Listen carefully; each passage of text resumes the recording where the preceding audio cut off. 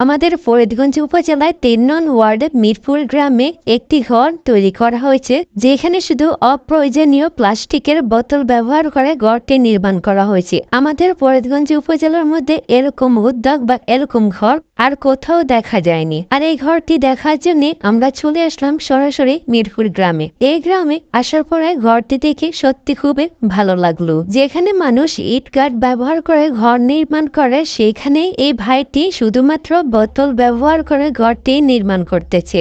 এই ভাইটি একজন দিনমজুরি খেটে খাওয়া মানুষ, কিন্তু তার স্বপ্ন একটি বিল্ডিং করা। আর তার সেই ছোট স্বপ্নটি পূরণ করার জন্য তিলে তিলে প্লাস্টিকের বোতল ব্যবহার করে রুমগুলো নির্মাণ করতেছে।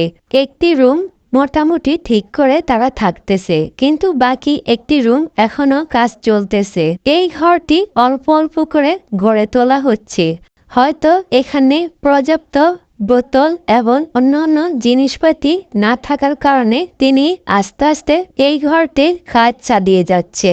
তবে এই ঘরটি পুরো নির্মিত হলে তা দেখতে কেমন হবে তা অবশ্যই আমি আপনাদেরকে পরবর্তী ভিডিওতে দেখাবো ইনশাল্লাহ। এই ভাইটি যে বোতল দিয়ে ঘরটি নির্মাণ করতেছে তা আপনাদের দৃষ্টিতে কি মনে হচ্ছে? এটা কি খুবই ভালো উদ্যোগ? অবশ্যই কমেন্টস করে আপনার মতামত জানাবেন।